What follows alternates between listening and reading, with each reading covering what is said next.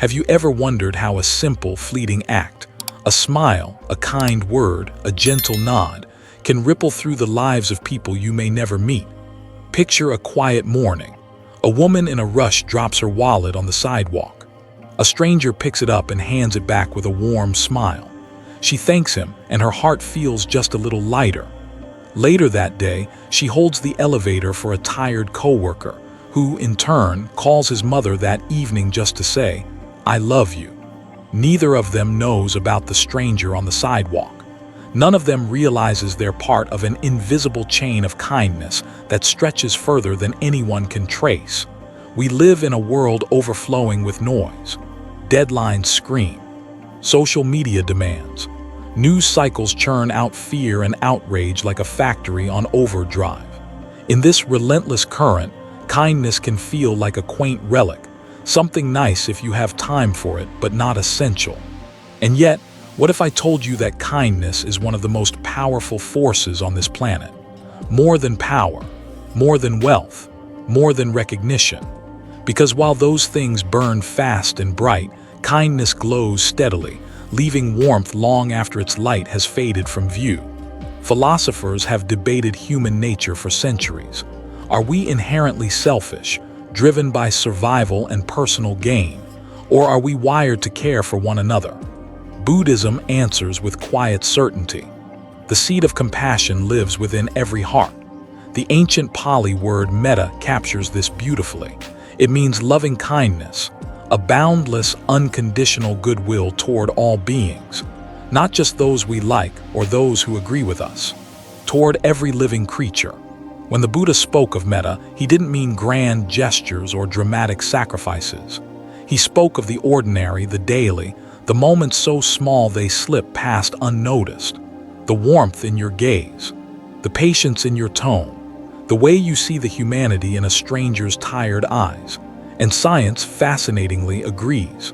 Modern studies show that when we offer kindness, whether through a small act or a generous heart, our bodies release oxytocin, the love hormone. Our stress levels drop, our immune system strengthen. Even witnessing an act of kindness triggers positive changes in our brain chemistry. It's as though nature itself rewards compassion. But let's be honest, kindness isn't always easy. Not when you've been cut off in traffic, not when a coworker snaps at you for no reason, not when life feels unfair and heavy. In those moments, kindness can feel naive, even weak. But here's the truth no one tells you. Kindness is not the absence of strength, it's the highest expression of it. Anyone can react with anger. Anyone can hold a grudge. But to respond with grace, to choose compassion over retaliation, requires a mastery of the self. And this mastery doesn't happen overnight. It begins in small, deliberate acts, like drops of water falling into a still pond, each one sending out ripples far beyond what the eye can see. A kind word to a stranger, a listening ear to a friend, a moment of patience when you'd rather shout. The ripples move outward. That stranger pays it forward. That friend remembers your kindness and offers it to another. The world shifts quietly, imperceptibly, until one day you realize you've become part of a vast, invisible web of goodness. And perhaps most important of all, kindness isn't just something you give to others. It's a gift you offer yourself. Because the person you are when you move through life with compassion is someone who suffers less, loves more, and sees beauty where others see indifference. This is not just philosophy, it's survival. In a world teetering between connection and collapse, kindness is the thread that holds us together. It's the choice that says, I refuse to be hardened by this world. I will soften it instead.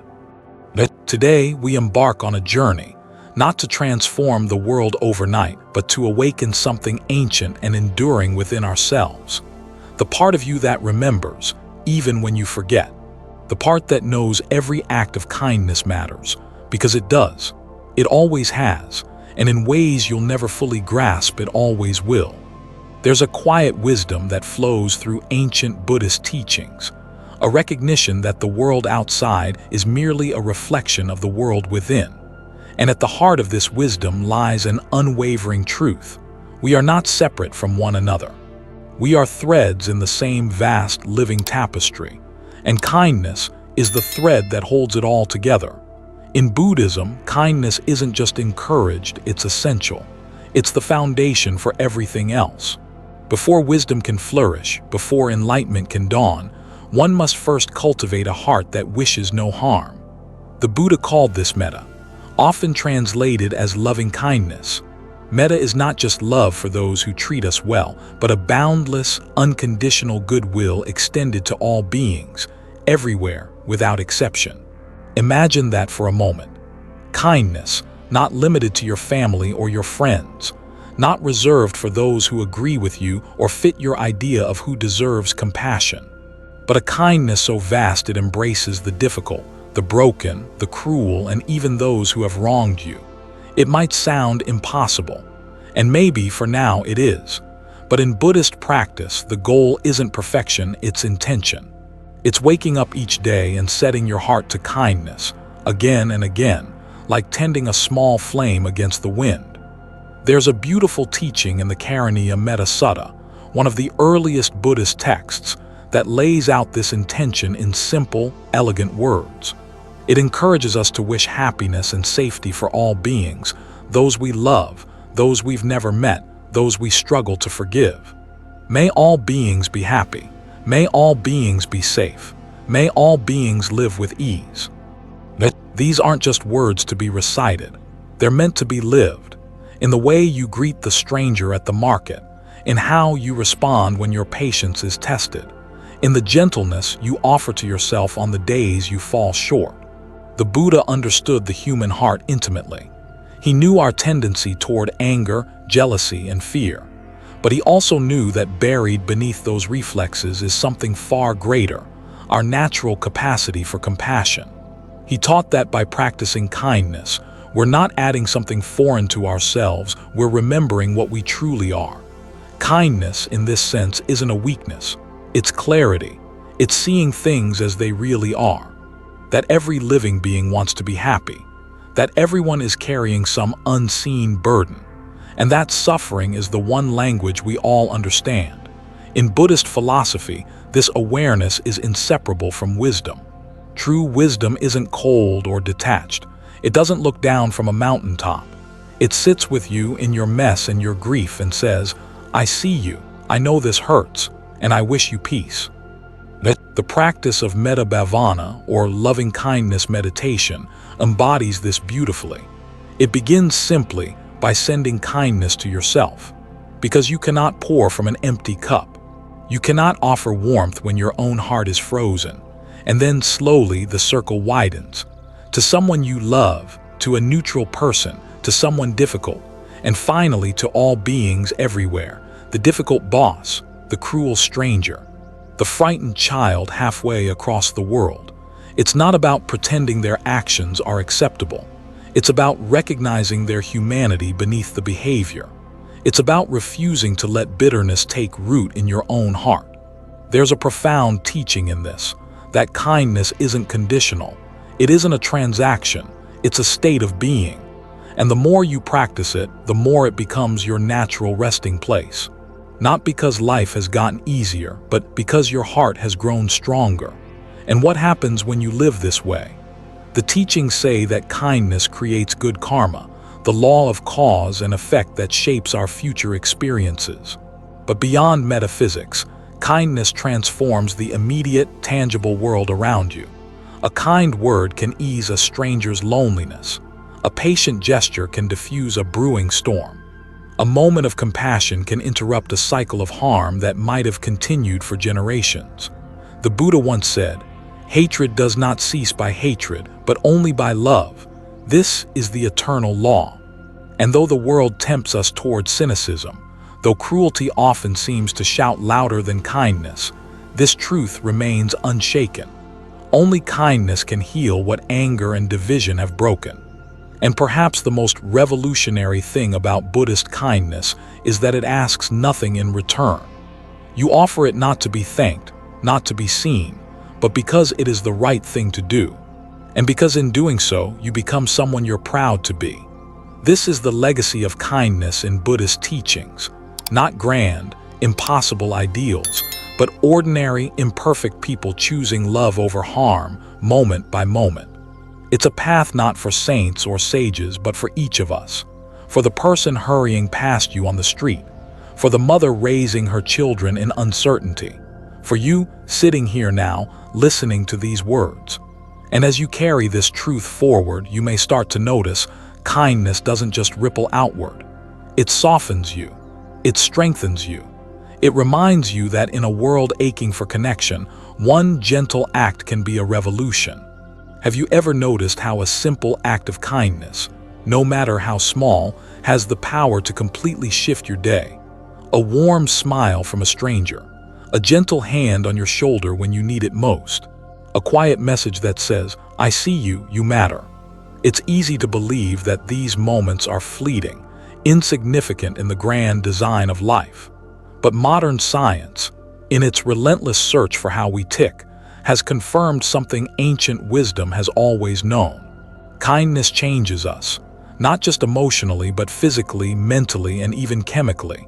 Let's peel back the curtain.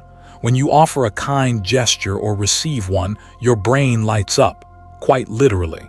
Regions associated with pleasure and reward, like the ventral striatum and prefrontal cortex, activate, releasing a cascade of feel-good chemicals: dopamine, oxytocin, and serotonin.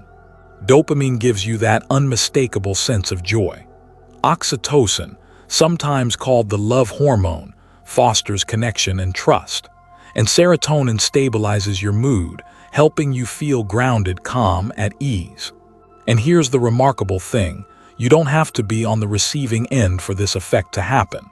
The giver experiences it too. In fact, studies show that people who consistently practice kindness report higher levels of life satisfaction, reduced stress, and even a longer lifespan. It turns out evolution built us this way. As social beings, our survival depended on cooperation, empathy, and care. Kindness wasn't just a virtue, it was an advantage. Those who looked out for one another were more likely to endure hardships, raise healthy offspring, and build thriving communities. Modern neuroscience has a name for this: the helper's high. It's a burst of euphoria followed by a sense of calm and well-being, triggered when you do something kind without expecting anything in return. It's the body's way of rewarding you for contributing to the greater good. But it doesn't stop there. Research from institutions like Stanford, Harvard, and Oxford has shown that acts of kindness reduce cortisol, the stress hormone responsible for anxiety, inflammation, and a weakened immune system. Kindness, quite literally, makes you healthier. It lowers blood pressure, improves heart health, and strengthens the immune response. It sharpens the mind too. Kind people tend to experience less depression and loneliness and show better cognitive performance as they age. The brain, it seems, responds to compassion like a muscle to exercise. The more you practice it, the stronger it becomes. And the benefits ripple far beyond the individual. Ever heard of emotional contagion? It's a fascinating phenomenon where emotions spread from person to person like wildfire. When you witness kindness, your mirror neurons, the cells responsible for empathy, fire up. You feel what others feel. Their joy becomes yours. Their warmth touches you. And in turn, you're more likely to pass it on. One act of kindness can spark a chain reaction that influences dozens, sometimes hundreds of people in ways you'll never fully see.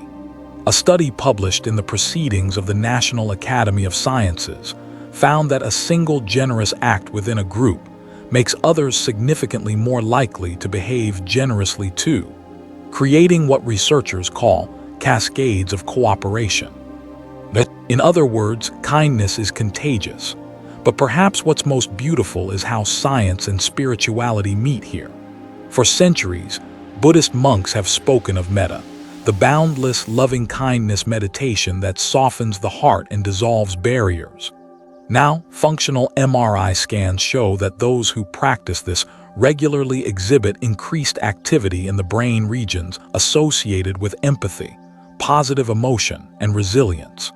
It's as though science is finally catching up with what the ancient masters knew. And it's not about grand gestures. It's in the tiny, often overlooked moments. Holding the elevator, letting someone merge into traffic, sending a message just to say, "I hope today's a little easier." The numbers don't lie. Small, consistent acts of kindness have a cumulative effect. One study from the University of California found that people who performed 5 small acts of kindness a week, just 5, experienced significantly higher levels of happiness and well-being. The acts themselves didn't matter. What mattered was the intention behind them. And maybe that's the greatest secret here. Kindness doesn't just change your brain chemistry or your heart rate or your stress levels. It changes your identity. It reminds you of the person you've always wanted to be. And as you move through your day, as frustration rises and impatience tempts you, that memory can be a kind of anchor. A quiet voice saying, "You can choose kindness here. You can soften. You can be better than this moment." Because every time you do, you're not only healing yourself, you're healing the collective. And in a world increasingly marked by noise and disconnection, what could be more radical than choosing tenderness? What could be more defiant than love? Science affirms what the sages always taught. Kindness isn't weak. It isn't naive. It's the most sophisticated, resilient, life-affirming force we possess. And it begins, as it always has, right here, with you. We often underestimate the quiet power of a simple act. We imagine that to change the world, we need to do something monumental, start a movement, donate a fortune, save a life. And while those grand gestures are beautiful, the truth is, it's the small, often invisible kindnesses that carry the deepest, most lasting impact. Think about it.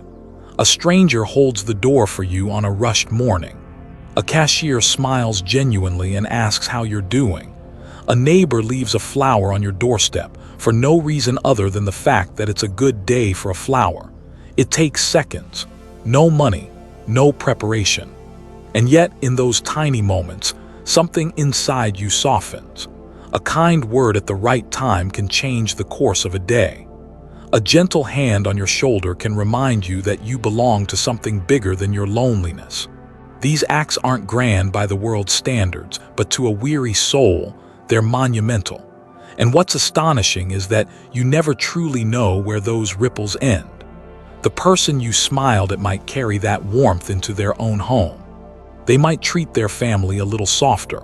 They might text a friend they haven't spoken to in years. That friend, feeling unexpectedly remembered, might find the strength to get out of bed and face another day. And all because you smiled. Life, in its rawest form, is a series of interconnected moments, a living tapestry of decisions and gestures and glances. And though most of those threads will remain unseen, they weave the fabric of our shared humanity. Buddhist teachings describe this as Indra's net, an infinite web of interlinked jewels, each reflecting the light of all others. Every act, no matter how small, reverberates through that net. Every word spoken in love strengthens the whole. And here's the thing, you don't have to be perfect to participate in this. You don't have to wake up serene and saintly. You just have to be willing to pause, willing to notice, willing to soften when everything inside you wants to harden. Simple acts are their own form of rebellion. In a world taught to chase speed, to prioritize productivity over presence, to measure worth in numbers, slowing down to offer a quiet kindness is nothing short of radical. And it's contagious. One study found that people who witnessed kindness, not even experienced it themselves, became significantly more likely to engage in acts of kindness afterward. It's a chain reaction of goodness, invisible but undeniable, and it doesn't have to be complicated. You don't need the perfect words. You don't need a reason. You don't need to have it all figured out. You can begin right here. Leave a note for someone you care about. Compliment a stranger's shoes. Let someone ahead of you in traffic. Send a message to a friend you've lost touch with. Hold eye contact a second longer than usual. Thank the person who serves your coffee. Genuinely, the act itself is simple, the effect immeasurable, And if you listen carefully, you'll start to feel it in yourself too. A shift, a lightening, a quiet joy that asks for nothing in return. Because kindness, in its purest form, is free of agenda. It's not about recognition or reward. It's about remembering who you really are when all the noise falls away. There's an old Zen saying, "A drop of kindness is better than a sea of knowledge." And perhaps it's because kindness carries something that information never can: presence. A real, lived reminder that in this moment, you have the power to ease another's burden, to spark a little warmth in a world that so often forgets how to be gentle. And if enough of us choose to live this way, to move through the world leaving small, invisible footprints of tenderness, the landscape begins to change. Not overnight, not dramatically, but steadily, quietly, like 1,000 paper lanterns released into the night sky, illuminating one another in the dark. And maybe, just maybe, that's how real change happens. Not with declarations or revolutions, but with countless unrecorded acts of mercy, performed by ordinary people who quietly refuse to harden. And so today, in whatever way you can, leave your mark. A word, a glance, a kindness so small no one else might notice. But trust me, someone will feel it, and it matters more than you think. Some things in life are complicated. Kindness isn't one of them. It doesn't require status, wealth, or eloquent words. It's not reserved for special occasions or extraordinary people. It lives in the simplest choices, in ordinary moments. And when practiced daily, like brushing your teeth or breathing deep before you speak, it reshapes not just the lives of those around you, but your own. But here's the secret no one tells you. Kindness is a muscle, and like any muscle, it needs practice, intention, repetition. Not because it's difficult, but because the world makes it easy to forget. So what does it actually look like to practice kindness every day? Not in theory, not in lofty philosophy, but in the lived, messy, beautiful reality of being human. Let's begin with the morning. Before you even get out of bed, take a moment to silently wish well for someone. Anyone. It could be a loved one, a coworker, a stranger you passed on the street yesterday. Whisper a simple blessing in your mind. May you be safe. May you be happy. May you find ease today. This tiny act, done before your feet hit the floor, changes how you meet the day. It shifts your first thought from yourself to another. It's gentle. It's invisible, but it sets the tone. Next, as you move through your morning, coffee, commute, inbox, become a quiet observer. Notice people, not their flaws or their fashion or the way they inconvenience you. Notice their humanness. The barista who looks tired. The mother trying to calm a restless child. The man at the corner who looks like he's carrying too much. And here's where the practice deepens. Silently offer them a wordless kindness. A glance, a silent wish, a thank you that means it.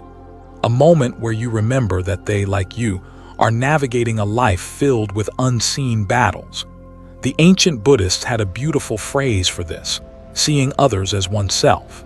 Not in a metaphorical sense, but in the understanding that beneath all the stories and labels, every single person you meet is seeking the same things: safety, love, ease, belonging. And when you start to see people this way, kindness stops being an effort. It becomes a reflex. Throughout your day, sprinkle what I call micro moments of mercy. These are the seemingly insignificant acts that, when accumulated, carry enormous weight. Let someone merge into traffic without resentment. Text someone just to tell them something you admire about them. Compliment the effort, not just the outcome.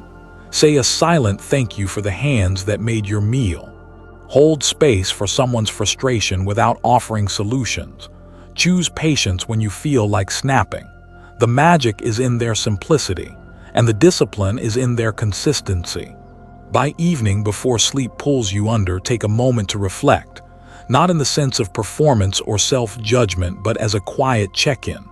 Ask yourself, where did I soften today? Where did I tighten? Who did I lift, even for a moment? Who might I have hurt, even unintentionally? This isn't about perfection, it's about awareness. Because when you begin noticing, you begin choosing differently. Kindness, as a daily practice, isn't about being endlessly cheerful or agreeable. It's about choosing to be awake, to recognize the 1,000 tiny opportunities you have each day to ease someone's burden, including your own. And sometimes, the kindest thing you can do is to be kind to yourself. Rest when you need it. Forgive your missteps.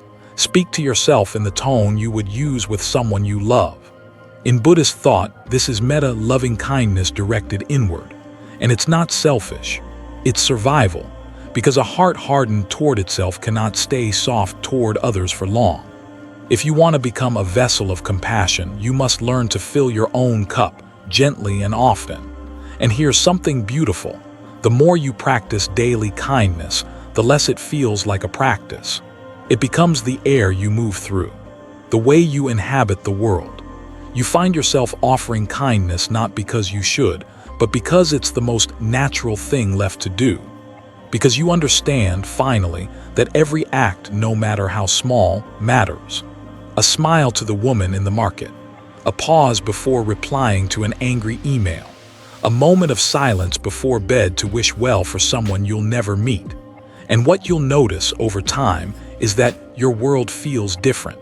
Not because it changed, but because you did. You stopped waiting for kindness to find you, and you became it. So tomorrow, when you wake, before you check your phone, before the worries arrive, take a breath and remember. You have 100 chances ahead of you to offer warmth, to ease suffering, to create light. And none of them require a single dollar, only a willing heart. It's easy to be kind when life is easy. When the sun is shining, your inbox is empty, and the barista gets your order right. But what about the other days? The days when you wake up heavy, when someone cuts you off in traffic, when words land like sharp stones against your heart? What about when kindness feels like the last thing you have left to give? This is where the real practice begins. Because let's be honest, obstacles to kindness aren't rare. They're everywhere. They wear the faces of difficult people. They arrive disguised as exhaustion, impatience, jealousy, pride. They hide in the small stories we tell ourselves. They don't deserve it. I'm too busy. It won't matter anyway. And yet it's precisely in these moments, these tight, uncomfortable spaces, that kindness has the most power. The Buddha understood this well. He spoke often about the poisons of the mind, greed, hatred, and delusion. These are the very forces that harden our hearts, narrow our vision, and convince us that withholding kindness is justified. But here's the secret. Obstacles to kindness aren't enemies. They're teachers. Each difficult encounter, each surge of anger, each moment when you'd rather turn away than lean in, is a chance to meet yourself, to notice your edges, to see where your heart closes and practice opening it again. Not perfectly. Not every time, but more often than you did before. So how do we work with these obstacles? How do we soften in a world that can feel so sharp? Start here. Name them. When irritation rises, when someone disappoints you, when envy creeps in, pause. Call it what it is. Not as a failure, but as a visitor. Ah, anger, you're here. I see you. This simple act of acknowledgement changes everything. It shifts you from reaction to awareness, from being swept away to standing firmly in the eye of the storm. In Buddhist practice, this is called mindful recognition, and it's the doorway to choice, because you can't change what you refuse to see. Once you've named it, ask yourself gently, what's underneath this? Most often, anger hides fear, impatience masks grief, resentment covers hurt. And when you can touch what's true beneath the story, you soften. You remember your own humanity. And in doing so, you remember the humanity of others. It's also vital to remember, being kind doesn't mean being a doormat. Kindness is not the absence of boundaries. It's not smiling while someone mistreats you or pretending everything's fine when it isn't. True kindness includes wisdom. It means knowing when to speak up, when to walk away, when to offer forgiveness, and when to protect your peace. The Dalai Lama once said, "Be kind whenever possible. It is always possible." But he also teaches fierce compassion, the ability to meet harm with clarity, not cruelty, to protect yourself without hatred. This is one of the most beautiful aspects of Buddhist kindness. It's rooted in courage. It asks you to offer gentleness in a world that celebrates hardness. It asks you to remain open in the face of betrayal, to choose patience over rage, to listen instead of shouting back, not because it's easy, but because it frees you. And sometimes the greatest obstacle to kindness is the one you direct at yourself. You forget your worth. You speak to yourself in sharp, unkind tones. You believe you have to earn gentleness, rather than recognizing it as your birthright. This self-directed cruelty bleeds into every interaction. A hardened heart cannot help but pass along its ache, which is why one of the most radical acts of kindness is to turn toward yourself, to forgive your mistakes, to honor your limits, to rest when you're weary, because a well-cared-for heart has more to give. And here's something beautiful. Every time you choose kindness over reaction, you weaken the grip of those old poisons. You train your mind to pause. You stretch your heart's capacity. You rewrite the story. So tomorrow, when someone cuts you off, when a stranger's words sting, when you feel yourself closing, pause. Name it. Breathe. Choose again. Not because you have to, not because it makes you virtuous, but because it feels better to live this way. Because every act of kindness, especially the ones you offer when it's hardest, is a kind of quiet rebellion, a declaration. I will not let this world harden me. I will meet it with an open palm, not a clenched fist. And in doing so, you give others permission to do the same. And so we arrive here not at an ending but at a threshold. Because kindness is not a destination. It's not a badge you wear or a task you check off before bedtime. It's a path, a way of moving through this brief, beautiful life with your heart open and your hands unclenched. The Buddha taught that awakening isn't some distant, mystical achievement reserved for monks in mountaintop monasteries.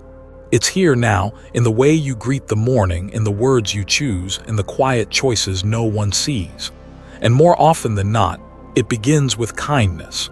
Not the grand, sweeping kind that makes headlines, but the humble, steady offerings. A smile for a stranger, patience when you'd rather rush, forgiveness, especially when it's hardest, gentleness toward your own flaws. Every small act of kindness is a thread, and together they weave a life of meaning. But perhaps even more important, kindness awakens us to one another. It reminds us that no one travels this road alone. That behind every face you pass is a person carrying unseen burdens, nursing quiet hopes, and longing for the same tenderness you seek. The poet Naomi Shihab Nye once wrote, "Before you know what kindness really is, you must lose things." And maybe that's true. Maybe it's through the ache of loneliness, the sting of disappointment, the grief of loss, that we begin to understand how much a simple gesture can mean. How a soft word can steady a trembling soul.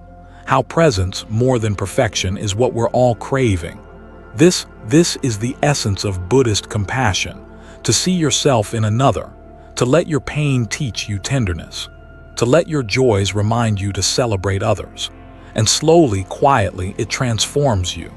Because when you choose kindness again and again, when you meet cruelty with calm, injustice with wisdom, and indifference with care, you begin to wake up to the fleeting beauty of this world, to the interconnectedness of all things, to the truth that there is no other. There is only us, and that is the heart of awakening, not escape but embrace. Not retreat from the world, but immersion in it, with eyes clear, heart tender, and spirit unafraid. So as you leave this moment, carry this with you. The next kind word you speak matters. The next soft glance, the next forgiving thought, the next time you choose gentleness over anger, it matters. It might be the one thing that saves a life, softens a heart, or begins a chain reaction you'll never see. And even if it doesn't, it will save you. It will keep your heart from closing. It will keep the world a little warmer. And isn't that reason enough? If this journey stirred something in you, a memory, a longing, a question, I'd love to hear it. Share your thoughts in the comments. Tell me, what was the kindest moment you experienced today, or the one you offered? Let's fill this space with stories that remind us what's still good and possible in this world. And if you found value in this, consider subscribing. Not because numbers matter, but because connection does. Because every time we gather in spaces like this, we weave a little more kindness into the fabric of our days. Thank you for walking this path with me. Until next time, may you be well, may you be kind, and may you awaken gently, moment by moment.